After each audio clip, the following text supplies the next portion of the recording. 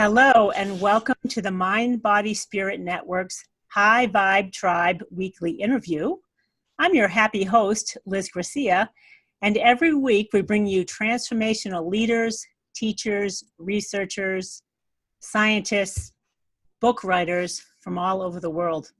And today we have a special guest with a very interesting topic I think many of you will be fascinated to listen in on because he's made it his life work. And when you hear his bio, he's quite the scholar. So to get going, I'm going to ask a few questions of the audience. You guys just listen in to pique your interest as to our topic. So are you ready to move beyond dream interpretations into a more organic experience of your sacred dream encounters? Instead of trying to figure out what a dream means, like all of us do, that's a common thing, isn't it there, Rodger? Mm-hmm. So instead of trying to figure out what a dream means, natural dream work invites you to ask yourself, what did I see, hear, sense? What do I feel in my body or in my heart? Mm-hmm. It's a powerful approach to personal and spiritual growth rooted in Carl Jung's perception of dreams as natural experiences. Asking you to delve so deeply into a dream image that it comes alive in you. In this, what our guest calls sacred encounter, teachers and healers can emerge to help and inspire you beyond the meaning of a dream. And today, our special guest has a Shift Network event that's already started, but you can still access the recording of this that's called Discover How to Feel Your Dreams Discover the Sacred Encounters in Your Dreams. And we're going to talk about that event at the end because the event will have passed for many of you, and we want to just get to the getting to know our special guest today. So today, I'd like to welcome Rodger Kamenetz. And Rodger, I meant to ask you if that was the pronunciation that's correct. Kamenetz? Or Kamenetz? No, it's not. No, it rhymes with cabinets, so it's Kamenetz. Kamenetz. Okay, close. Kamenetz. Kamenetz for you and viewers. I've been trying to play with that for a couple of days now, and I keep fumbling over the words. In any event, our special guest is an award-winning poet, author, and teacher. Of his 12 books, his best known is The Jew in the Lotus, the story of rabbis making a holy pilgrimage through India to meet with the Dalai Lama. He's also the author of 7 poetry collections, and Rodger has been called the most formidable of the Jewish American poets. Congratulations, Rodger. That's quite an honor. His memoir, Terra Infirma, was described as one of the most beautiful books ever written about a mother and son. I'm going to be sure to share this in links below the video and the podcast, you guys. I'll go find these books. That's like, oh my God, I got to read it. That's quite a statement. Mm-hmm. One of the most, it's going to make us all cry, Rodger, or what? It'll make mothers cry, I bet. Yeah, it might. And, really also was one of the first books I wrote the entire book is actually based on a dream that I had about my mother after she died. She died very young. And so even back then when I wrote that book, that was certainly of great interest. Wow. Before I delved more into it in the history of last night's dream. That's pretty interesting. My mother passed, and when I see her in my dream, she never says anything. Okay, well, you should try a session because we can help you with that. Okay, like every time she's like mute. I'm like, really? You're going to come this far and say nothing? Really? It's kind of right. So that's interesting. We don't need to go deep into that right now, but I don't know. Okay. We could. We could go deep into a ton of dreams, but we don't have all that time today, there, Rodger. But okay, all right. So, in any event, let's move on here. When Rodger's book, The History of Last Night's Dream, appeared in 2007, Oprah Winfrey interviewed him on her Soul Series program, saying, what's so exciting about this book is that it talks about how there's a whole other life that we are living when we sleep, and that our dreams are there as offerings and gifts to us if we only recognize what the dreams are there to teach us. So congratulations, that's a huge recognition to get on her Super Soul Sunday series, Rodger. How was that experience? Mm-hmm. Well, it was terrifying. Oh, really? Oh, yeah. Sure. You should have got into some dream first and got a little help. Well, yeah, I mean, we did talk about one of her dreams, and it was she had an idea about it that was different from mine. So it was quite interesting, actually. Now, did you meet her in person? Oh, yeah, well, I was sitting right with her. Oh, exciting. That was amazing. That is. She is amazing. I mean, her concentration and energy is quite extraordinary. So yes. It was great privilege to be with her. That's fantastic. Mm-hmm. So let me just continue here. Rodger was born in Baltimore and educated, and listen up, you guys, Yale, Stanford, and Johns Hopkins University, because, what else are you going to do? Congratulations. Now, did you get undergrad, master's, and PhD at those, or were they all different? What was going on with those different universities for you? Oh, well, I had an undergraduate degree in English and English and American literature at Yale, and then I studied in the writing seminars at Johns Hopkins, which is a creative writing program. Okay. And then I was in Stanford for a year. I dropped out in a PhD program. It was English and comparative literature. Oh, okay. So, all right. So you're not a psychologist or psychiatrist. That's kind of a typical. Are most dream people into that or not? People that study like dreams? Well, Jung clearly was. Well, I think that actually, although, of course, Freud's book, The Interpretation of Dreams, was really an important book at the beginning of the 20th century, in actual practice, Freudian therapy and also a lot of Jungian therapy was not so much focused on dreams. And of course, today, where we have behavioral therapy, behavioral modification practices and things like that, the dream has kind of been left on the side of the road for us poets and others to pick up. So, well, good. Yeah, I think so, because actually, well, and more importantly, and it's something we talk about, that one of the most amazing things about dreams is that we dream, the fact of the dream, because, and one reason I consider that to be so extraordinary, and first of all, if you were going to start from scratch and design human beings, you might not have thought to insert dreaming into the possibility.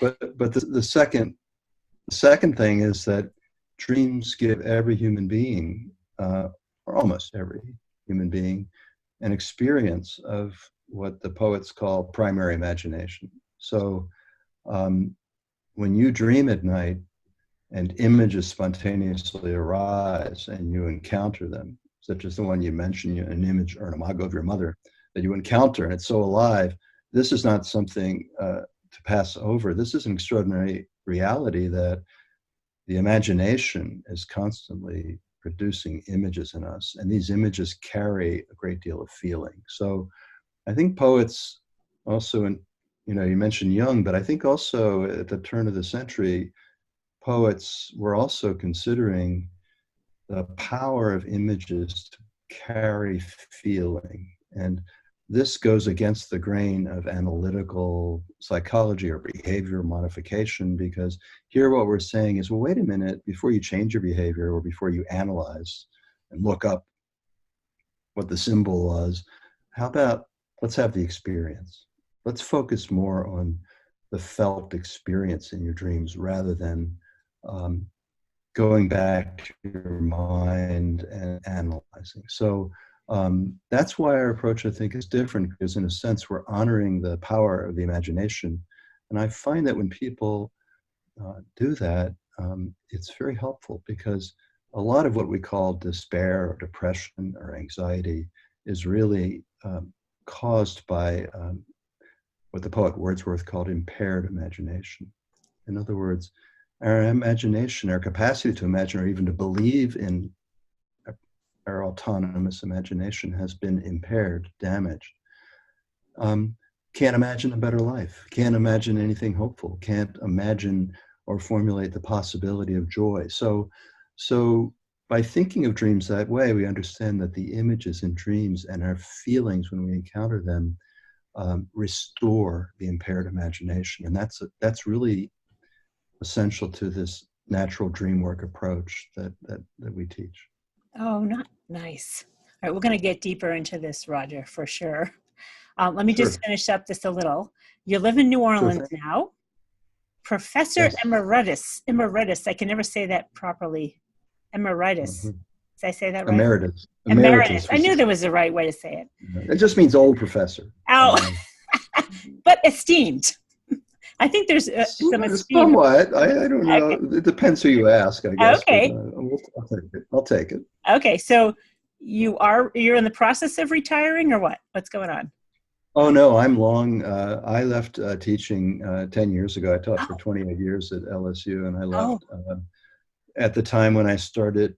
I'd already gotten into this dream work, but it was taking up so much time.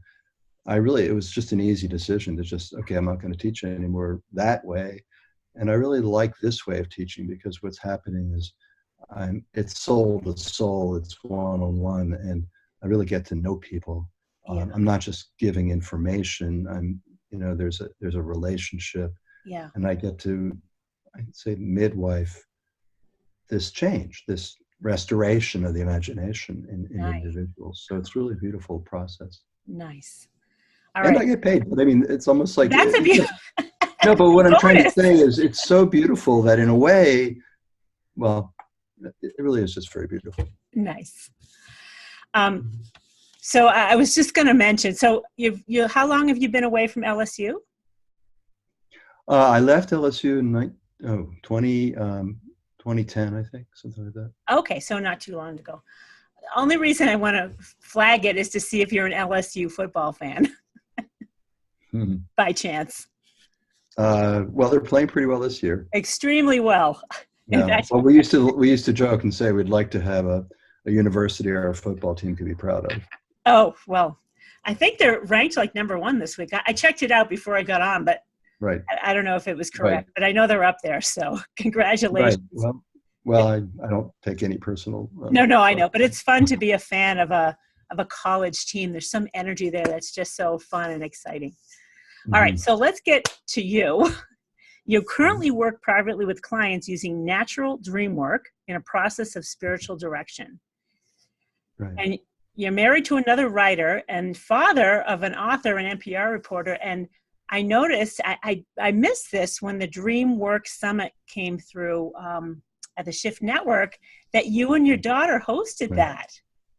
How was that? Right, my other daughter, Kezia. So yes. Oh, okay. Kezia Vita, my younger daughter, is a dream worker and does natural dream work.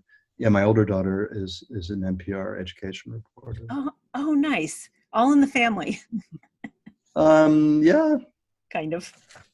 Definitely. All right. So, Rodger, how did you get involved in this work in the first place? You came out of university. And what was the transition? Well, I'd always been fascinated by dreams and felt that there was a connection between dreams and this poetry thing I was doing from adolescence on, age 15. And so that was strong, this sense that I knew there was some connection between the imagination that, as an artist, if you're a poet or a writer or a filmmaker or a photographer or a really good cook or just involved in creativity, in some way there's this working of imagination in you. And I also knew this happens spontaneously when we sleep. And so quite fascinated, what's the connection, are they, and so that was one piece. I think the second piece, which I talk about in the History of Last Night's Dream, is that coming off of the dialogue between rabbis and the Dalai Lama, I was very impressed that the Tibetans were kind of world champions in visualization. You know, this technique of actually imagining and seeing what they call the devas, bringing them up from 2 dimensions to 3 dimensions, moving them around. This is such a powerful practice that the Tibetans have. And this power of visualization for changing consciousness was quite interesting. And then I started to look for teachers of that in the Jewish tradition. I found one named Colette. I talk about her in that book. Eventually, I ended up working with dreams because I was getting interested in the personal quality of dreams, the way they seem to fit us, the way they seem to be almost designed with us in mind, and how when I found a great teacher, a man named Mark Bregman, and how dreams could lead you to become aware of the places where there are obstacles in your consciousness, where you're blocked, or where you just tell the same old story, or you're locked into your old habits and conditioning, and how dreams can also introduce you to these sacred encounters, as I came to call them, this possibility that in a dream you can encounter, have a really felt sense of encounter with a teacher, a mentor, a parental figure, a love, and that the love that you can feel in these encounters, and also the awe, the reverence, is extremely restorative. Because, you know, we live such fearful lives. We're always planning. We're always locking our doors and looking ahead and worrying. And we're warding off fears, but we're also warding off the astonishing, the wondrous, the miraculous. And so dreams reopen that connection. And I think that's really powerful. So how old were you when your mother passed? Or how old was she? How old was I? I was 31. Okay. So I wrote that book when I was 31. It took me 3 years to write. And when had you started to kind of work with your mother? Were you actually starting to work with your mother in your dreams? No, this was interesting. It was like a premonition of what came many years later. I mean, I didn't do the History of Last Night's Dream came out in 2007, and I started working with dreams around 1999. So there was a gap there of 14 years. So, but what happened was I had this extraordinary dream after my mother died. It was definitely what I would call a sacred encounter. And the feelings in that dream were so important that I just spent years trying to, in effect, explain the dream as I understood dreams at that time. If I wrote the book today, it would be very different. Well, is there another book waiting to happen then? Oh gosh, I don't know. Tomorrow's dream? Tomorrow morning's dream? I don't know. I think I'm going to leave well enough alone with that one. But okay. I'm just saying that at that time, I didn't know. Hadn't had thousands of hours of talking to people about their dreams, and you learn a few things, you know. Right. So, what do you mean by sacred encounters? Because I haven't really had that expressed before. I've never really had dreams expressed in that way. All right. So you know, I want to take a step back and say that our focus in natural dream work is on feelings, not meanings. Right. So the reason I say that is, let's say you're walking in a redwood forest, or you live in the mountains, and you're walking out and you see an elk or something. There's a feeling in the encounter, right? You see an elk or mountain lion or a tree, perhaps, and there's a feeling. You see a redwood, there's a feeling. If someone said to you, what does the redwood mean? Or what did the elk mean? You'd laugh. What do you mean? What does it mean? You're asking me to interpret something, but actually I experienced it. And I'm suggesting we take the exact same natural approach to the images, the living things and the living beings that we encounter in our dreams, and treat them with the same respect and the same sense of honoring the experience as felt and, of course, very sensual at the same time. It's embodied, it's felt, it's sensual. When you see, if you see, for instance, a mountain lion or a lion in a dream, I often say, it's not a symbol, right? The symbol word is around interpretation. We talk about symbols when we're talking about interpretations, but when we're asking what something stands for or means, what does a lion stand for or mean? But in the dream, it's a lion, and the feelings the lion brings, perhaps terror, perhaps awe, perhaps wonder, perhaps all of those kind of in a depth happening at once, the feeling in your body, and then also how you respond. Can you be with the lion? Do you run away? I had one client who tried to shut her lion behind a laundry room door. Like, I'll deal with this later. Oh. So like what your response is also very telling. Here's something awesome that's come into your dream.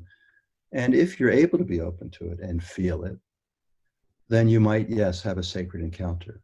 But if you yourself have work to do, you might react instead of feeling. So we speak of feeling and reaction. If you react to the lion or try to get rid of it,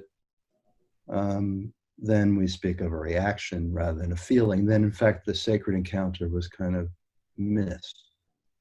Right. So part of what we do is actually teach people over time how to be in their dreams with more openness and more depth of feeling and of embodiment. So that's part of our practice and how we help people change their dreams. That's why I'm suggesting, I'm not going to do it here, but the mother that you have keeps going the same way. So when we get stuck with a certain kind of dream, it's because, I hate to break it to you, but you haven't changed. So thank you. There's something that needs to happen inside of you that hasn't happened yet. Yeah. And okay, does that make sense? Yeah. Yeah. So yeah. So I have to say, I've noticed in my dreams, I mean, you just kind of brought to light what I had a feeling about, is that things keep showing up the same way. But then when they change, I think I've changed. I feel like I've made a change when it totally changes. I'm like, okay, I feel like I must have made a change because it's really reflecting. Right. Would that be accurate, Rodger? You did. Okay, good. And you treated it with greater imagination. You didn't get stuck in the old conditioning. Yeah. The always. It's like, could I give you an example? Please, we want example. Right, so one example, let's say I had a client who was driving down the street and she saw a 9-foot tall giant lying in the curb. And to her credit, she slowed down. That was good. Slow down, and because she saw or felt something amazing in that, right? There was some sense of wonder, and then after a moment, she drove on. So we were talking about the dream, and I said, "Well, why did you drive on?" You know what she said? I had to get to work. Oh, even in her dream? Right. So then we see how deeply conditioned we are, how deep the coffee has sunk into the donut, right? That we're so conditioned by our waking life imperatives, the way we're driven by ego and accomplishment, success, or worry or anxiety, whatever it is that made her do that, that would be worth examining. No kidding. But over time, the dream gives you many more opportunities to come back. Maybe not exactly the same way, and perhaps through practices of contemplating your dream images and other practices we do where we bring the dream to life, it begins to allow a shift, a change in attitude, and this is very healing. Yes. You're no longer being driven through life by your reactions. So you mentioned you've worked with thousands of people so far, Rodger? Thousands of hours. I don't think I haven't counted how many people, Oh, but okay, definitely hours. Well, still, thousands of hours, sure. a few hundred hours is enough to start, getting grasp on things. So is there like a common theme with everyone that you're working with? Is there any anything you can pinpoint that you just see with everybody, or is everyone? Well, what I would say is that we are looking for feeling. Okay. We're looking for people to live from their feelings instead of from their heads. And as you know, I'm sure you've been around the block, a lot of people, even in the spiritual communities, do what's called bypassing. They're way up here and they're way up here, but they're never in their bodies and they're never in their senses and they're never in their feelings. So dreams want to bring you back there. So if you're way up here, okay, you're going to drive by the giant because maybe you have to go, I don't know, teach a meditation class or whatever. So what we're saying is, let's slow down. Let's experience the actual feelings in the dream. And maybe by practicing that a lot, we learn to do that also in waking life, which is very good for feeling more deeply, more richly, more imaginatively. And it's very good for relationships. Well, you're getting present, right? What? You're getting present. You have to be in your body. Yes. To be in love and to feel love. You have to have a body. That's why we have one. That's so funny that you said someone's rushing off to their meditation practice. Like, what an oxymoron. Is that an oxymoron? Is that the right word for it? Or it's paradoxical, isn't it? But my point is, in her case, she said she was going to work, but it could. I'm just trying to suggest that what makes our work, I think, natural dream work, perhaps a little interesting in this, in this context of work, doing a class for Shift, and in the context, I think, of what you're doing, is that it's saying, well, wait a minute, what about feeling? And what about relationship and the body? And what about the feelings you don't want to feel? Because we have a lot of feelings we don't want to feel. And another piece of that is that dreams help us see very clearly the difference between feeling and reaction. That's the beginning of this course. We're going to talk a lot about that. It's a concept that I think is really important. So if someone comes to you as a client, do you say, yes, do you recommend a dream journal and then they come to you and you guys review the dreams, or how does that work? Okay, so clients come, we ask them to record their dreams. We teach people a little bit about how to focus on feeling and really a lot of our work in the beginning is, did this actually happen in the dream? Or is it something you suppose happened or think happened? That's a really important distinction. So,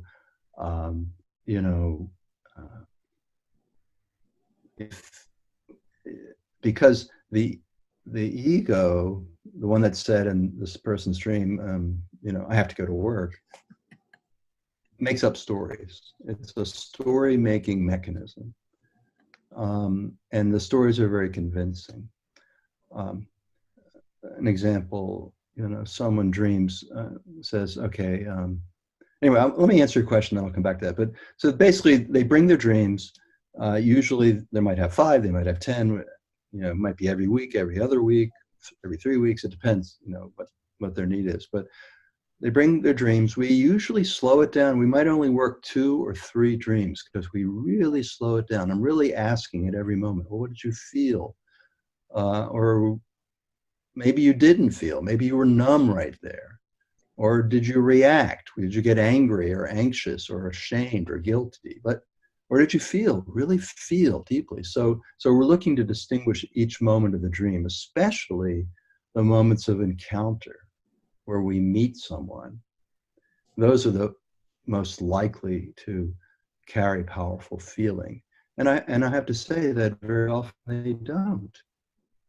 And what that reveals You see a line and someone says, oh, yeah, it's all line. Okay, that reveals something about our capacity to feel and to imagine, and how that needs to be restored. And the dream's trying to do it. If you can't respond to a lion, or perhaps to a dead person, there's some capacity that needs to be reinstated, that Right. the dreams are trying to help you reinstate. Nice. So I've been a big dream interpreter for a long time. And if I see animals in my dream, I run right to the computer and Google, what's the meaning of the What white does it tiger? mean? Right. Mm-hmm. However, let me tell you, Rodger, I think you might be impressed a little. As I started this last few days, when I knew that we were going to speak, I started reading, your website and the event. And I'm kind of adept at aligning with the energies of what my guest does, like starts to line up quickly.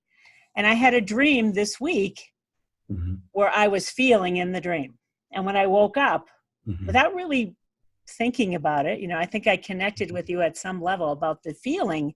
But when I woke up, I knew to stop thinking and examine what the feeling was. So it was kind of interesting that it does take practice for most of us to get into the feeling state, because we're so used to like not feeling, or thinking it.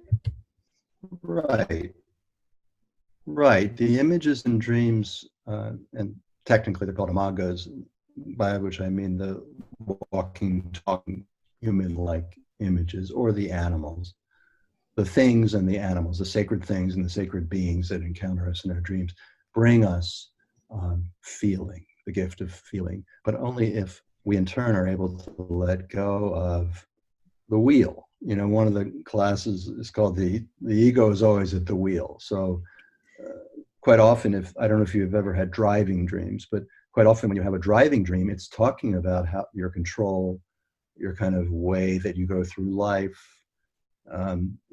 steering, watching out, so forth. And,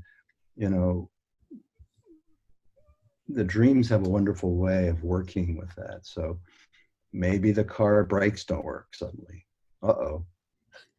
Or maybe the car starts rolling backwards. Or maybe you find yourself in the back seat and an unseen person is driving. So in each of these cases, you have an experience in the dream of what it's like to let go of the wheel. And so gradually, by learning to open up to such experiences, you can also loosen the grip in waking life. So does that make sense? So that's kind of the ultimate goal, is to help people let go. No. Oh, no? That is just on the way. No, the ultimate goal is to be in a relationship with the teacher, the mentor, the healer, who actually introduces us into a whole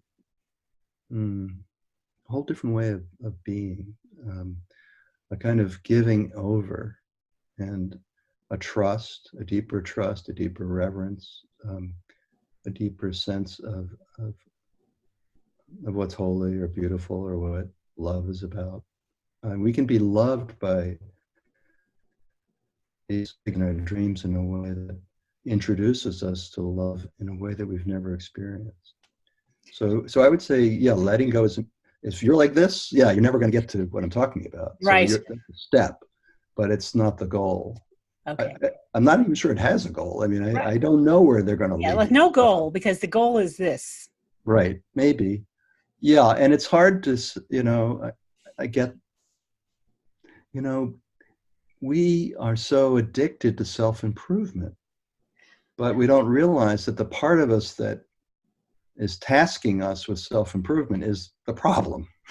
So now, I've heard that one before, Rodger. That's a good one. The part that keeps saying, I must get better. Right. Who's whipping us?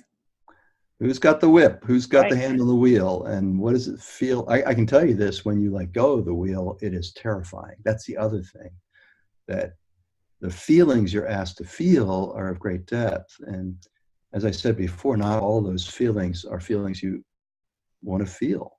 Right. So is there some recommendations you could make to our listeners and viewers today? Like, what would be a great first step So Mm. starting to let go of the wheel and work Mm. with the dreams. What would you recommend? Well, what I would recommend, first of all, I could say they could visit our website, thenaturaldream.com, and Yes. study some of our teachings there. But yeah, well, begin recording your dreams, write them down, take them seriously, honor them. When you respond to your dream after you wake, try to find the moments of deepest feeling and bring them to mind. Close your eyes and see them again, replay them, and really feel them more deeply. Don't analyze them, don't explain them, just feel them. And by doing that, more such experiences will happen in your dreams and, yes, in your life.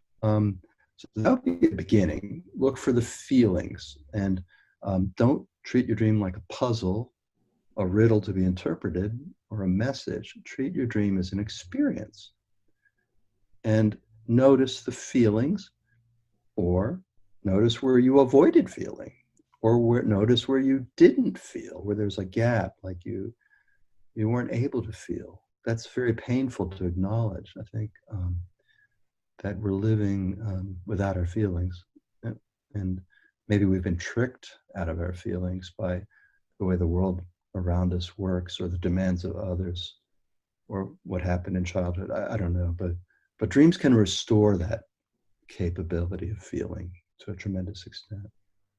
Now, do you kind of intentionally go to sleep thinking I'd like to feel something? Like, No, I or just is that feel the it. I head mean, again? well, no. I mean, you could. I mean, I think there is a practice of what's called the dream question, where you ask a question before you go to sleep and see if you get a dream that in some way responds to that. But I view dreams as like a natural resource. I call it natural dream work, right? So it's like sometimes we want to make use of our spiritual experiences for self-improvement. You know where stand on that. So what I'm trying to say is just be your old unimproved self, but let you feel more. And I think that's, for the purposes of the question you're asking, because obviously it takes help. It's not that easy. But I would say, yeah, look for the feelings in your dreams and don't interpret them. Our slogan, we have a slogan, is we don't interpret dreams, we bring them to life. Okay. So nice. Does that make sense? Yeah. And in the session, we do the same thing. In a sense, we reenact the dream, and then we focus. I'll be saying, well, that giant that you saw, how far away were you? Oh, I was about 15 feet. Okay, well, if I get a client who's able to get into imagination, then I might say, could you get out of your car, please? Okay, could you take a step or another step towards this giant? What do you feel? Well, maybe it's fear. Maybe the reason she really drove past, the story was I have to get to work, but maybe the underlying reason was this unacknowledged fear. Does that make sense? So we bring the dream to life in order to find out what the life is in the dream. Good. So I see you're talking people through a possible scenario, like what if? Right. Okay. Right. Well, now we're very careful about that. I want to say, I don't say, what if you had, suddenly you have a gun or whatever. I don't do. Okay. What I do play with, because I think it's valid, is space, time, and their effects on feeling. So if I bring you closer, let's say I saw someone in a dream and they didn't respond to me. So I might say, well, can you come closer to that person? Now you're face to face. What do you feel? Because coming closer will intensify the feeling. Maybe I feel angry. Maybe I feel sadness. I don't know. It's always a surprise what comes out, but the person knows. Right. And then instead of looking at the dream as a riddle or a puzzle or a message, we're looking at an experience of possible feeling. And ultimately, because step one is you have to be able to feel, then you can get to the sacred encounter where the feelings are deeper and really can change your attitude. So that I would say this way, Liz, instead of seeing the dream from the point of view of waking life, because that's what interpretation's about. Yeah. We ask people to see waking life from the point of view of the dream. And when you begin to do that, wow, then that's really extraordinary. Because now you're beginning to feel your life with a lot more imagination, a lot more possibility of choice, right? The dream supplying that sense of imagination that you can then bring to life instead of the other way around. Oh, that's an anxiety dream. Splat. Right. Right. We're not going to address that. Right. I looked it up in the book and it says Right. it means such and such. Okay, problem solved. Right. Not if you bury it. Dream wasted. Yeah. The feelings were wasted. Oh. All right. Well, I've learned a lot only in just like reading a couple of passages and feeling that dream the other day, because it had to do with my family and Thanksgiving, which was interesting. It's like this whole side of my family I felt was turning away from me. I'm like, okay, what's going on with me? So it was interesting to take a look at that and see how it plays out this holiday weekend. Well, it is interesting because what I say often is that a dream, by seeing the world from a dream point of view, it can imaginatively reframe opinions and ideas that got fixed and locked in. Oh, he's that way, Uncle so-and-so is this way, and they're locked in as characters. Yeah. But in the dream, they might appear. I remember when I had a client once, and she had this very kind of uptight and diminished uncle who never got out from under his dominating wife. He appears in a dream in a ponytail. Just that image. And already there's this delight, like, oh, Uncle Bill is in a ponytail. I mean, you see what I'm saying? There's this totally shifts the perception. Yeah. Exactly. Nice. Mm-hmm. So, Rodger, I want to talk about your event, but I also want to talk about how people can work with you moving forward. What's going on and how can people connect with you? Are you still working one-on-one or? I am, and we have, if I'm not available or I'm not a good fit, we have a whole team, the Natural Dreamwork team. So over time, my clients have become teachers and they themselves have clients. So we're growing. We have about 12 people now. So nice. It's kind of cool. Your daughter's one of them, right? My daughter's one of them. Nice. And, she's wonderful. They could, they can contact me. I'm at dreamtiger@gmail.com if they want to write me. Okay, Dream Tiger. Dreamtiger@gmail.com. That's they can, funny. Contact me directly, or if they go to our site, thenaturaldream.com. Is it thenaturaldream.com, Rodger?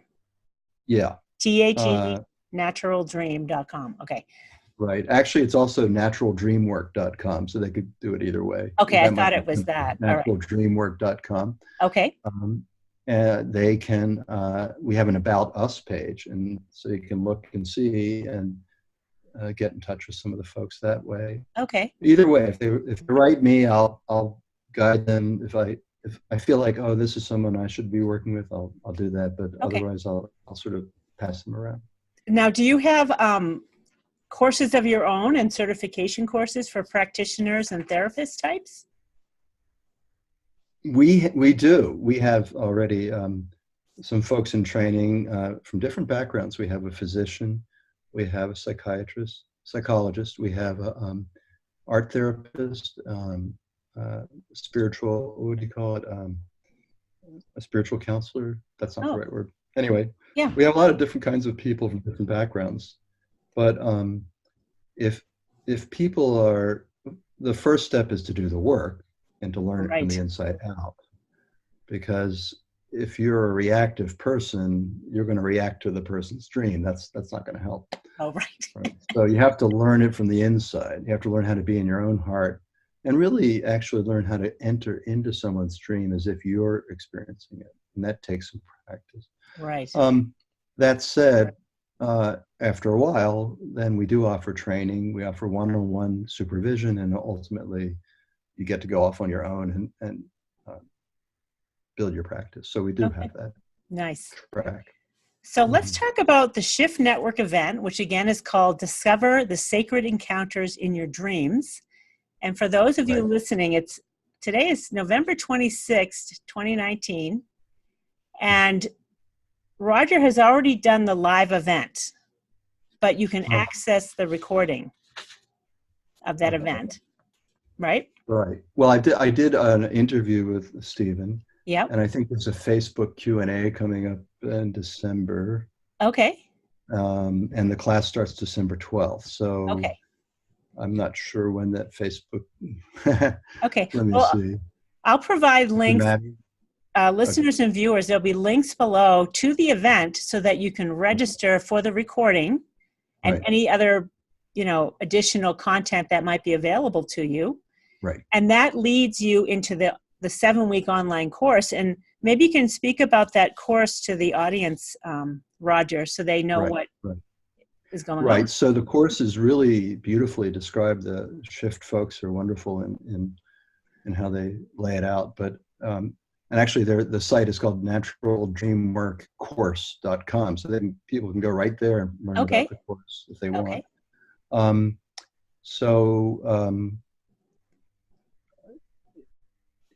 Basically, the course begins with an overview of what the sacred encounter is. Then we talk about feelings versus reactions.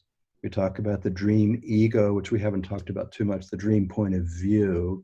In every dream, there's a point of view, a kind of a dream ego, and then there's everything else. And one of the people that we did in the Dreamwork Summit, Pat Berry, said, trust everything in the dream, but trust the dream ego just a little bit less. So we learn about that. Okay. Then we move into the encounters with images, that is with things in dreams, and how they can often be powerful in themselves, just images.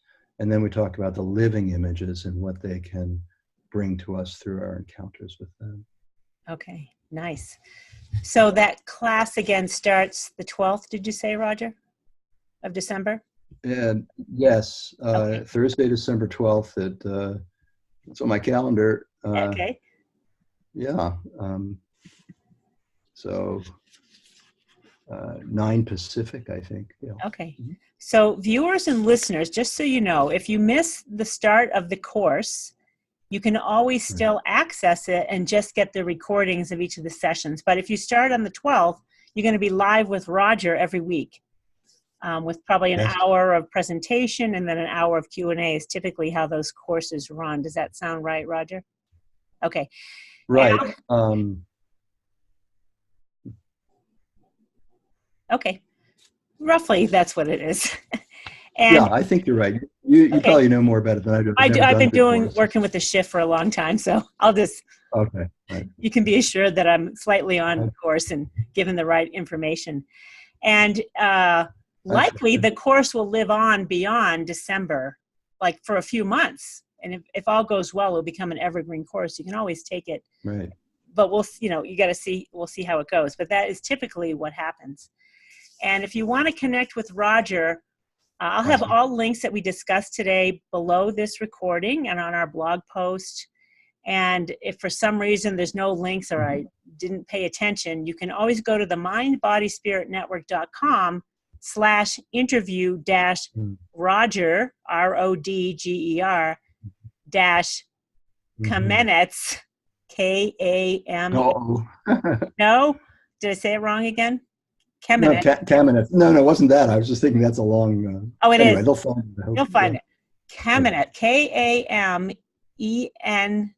KAMENETZ. Okay, anyway. I'll have it below the video for everyone watching. And Rodger has his own website too, just his name. So I'll have all of the links available to you so you can connect with the dream worker here. Okay. And can you tell me, Rodger, all right, well, I guess I should ask myself what the feeling is when I have a dream of all my teeth falling out. I've had those.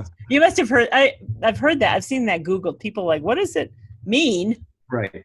What does it mean? So we're asking, how did you feel? So I think it's a little different because some people feel scared. Some people might feel excited. I mean, it really depends on what your Okay. experience is. So Okay. it's certainly a very common motif in dreams. And Yeah. when I talk about a motif, I mean, for instance, driving is a motif. In other words, it's Yeah. something that's quite, you had asked earlier, I think, what do people have in common in dreams? So Yeah. there's a motif of driving. There's a motif, for instance, of people coming into your house that maybe you didn't necessarily want them to. Right. And there's this motif of the teeth. So they're all Okay. fascinating, and there's a Yeah. lot of different things that can happen with them. Okay. I have a motif of animals chasing me, usually Okay, stop big running. cats or bears. Okay, well, stop running. Okay. Thank you. I got to turn around and say, yo, let's be Yeah, friends. no, Right? right. Turn to that white tiger and say, hey, brother. No. Oh, no. You got to turn and feel what you feel. Okay. Usually, if you stop running, you might feel more of your fear. Right. Okay. And not bury it. I presume a tiger will help you contact that feeling. Okay. And you might say, and people listening might say, well, who wants to feel terrified? But the answer is that unless we can feel fear, we can't feel awe or wonder. Yeah. So our ability to feel fear can be atrophied because we kind of try to avoid, we live safely. Yeah. Many of us.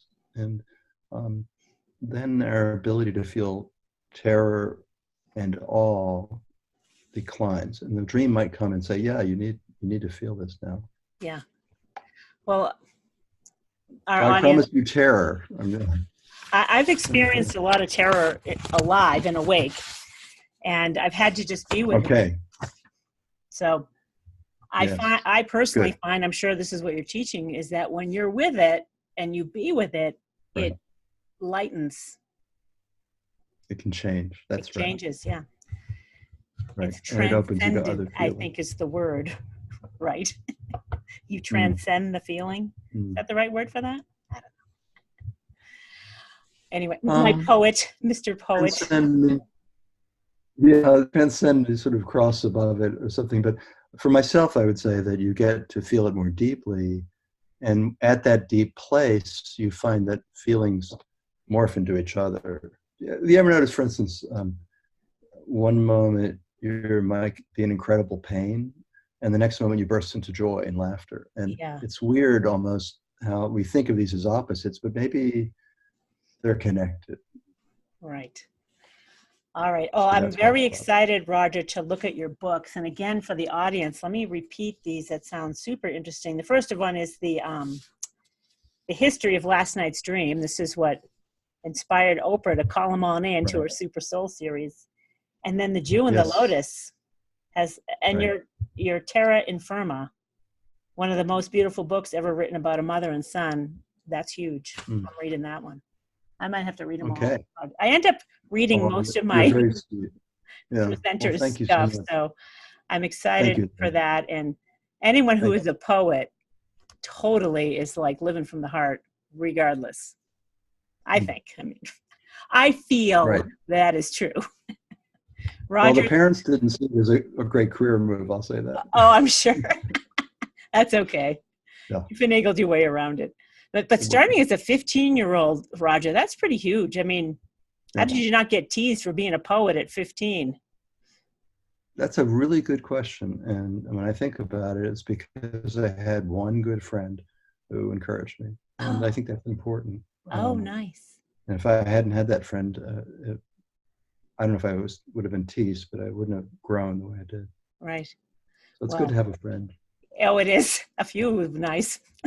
You don't need many. Just a couple of good ones is all that is required. Rodger, I thank you for joining us and bringing this to light and helping all of us learn to feel. I've been in my head for a long time, but I'm kind of got it back into the heart, working on the heart. Good. So it's a good place for you. Yes. So you still live in New Orleans, Rodger? You're still living there? I love New Orleans. We're on the front line of climate change, but there's a spirit to the city and a soulfulness that's nice, just captivating. All right. Well, go LSU. Okay. Yeah, probably. And I want to thank you, listeners and viewers. If you enjoy what's going on here, I encourage you to subscribe to our podcast at highvibetriberadio.com. Or if you prefer YouTube and video, we are at highvibetribetv.com. And of course, all of this stuff can be found at the mindbodyspiritnetwork.com, which you'll see on the screen if you're watching. Listeners, that is the hub of all that we do. Rodger, thank you. Happy Thanksgiving to everyone. And we'll see you again next week. Thanks, Liz. Thanks, Rodger.